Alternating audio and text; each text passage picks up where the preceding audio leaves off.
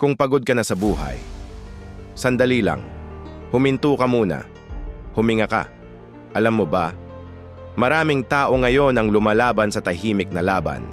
May mga taong ngumingiti sa harap ng iba, pero pag uwi sa bahay, umiiyak mag-isa. May mga taong pagod na sa problema, sa utang, sa trabaho, sa negosyo, na parang walang nangyayari. Kung ikaw iyon, gusto kong malaman mo ang isang bagay, hindi ka nag-iisa. Minsan talaga darating ang punto na parang gusto mo nang sumuko. Pero tandaan mo ito, ang pinakamadilim na bahagi ng gabi ay bago sumikat ang araw. Ang pagod mo ngayon, hindi ibig sabihin tapos na ang laban. Minsan ang pagod senyales lang na malapit ka na sa breakthrough. Maraming taong naging matagumpay ang dumaan muna sa pagod, pagkabigo at matinding pagsubok.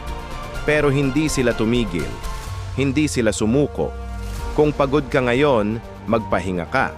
Pero huwag kang titigil dahil ang pangarap mo, ang pamilya mo at ang future mo ay naghihintay sa taong hindi sumuko. At tandaan mo ito, hindi ka nahuhuli sa buhay. May plano ang Diyos sa buhay mo. Jeremiah 29 verse 11. For I know the plans I have for you, declares the Lord. Plans to prosper you and not to harm you. Plans to give you hope and a future. Kaya kung pagod ka ngayon, lumaban ka ulit bukas. Dahil ang laban ng buhay ay hindi para sa mabilis. Ito ay para sa hindi sumusuko.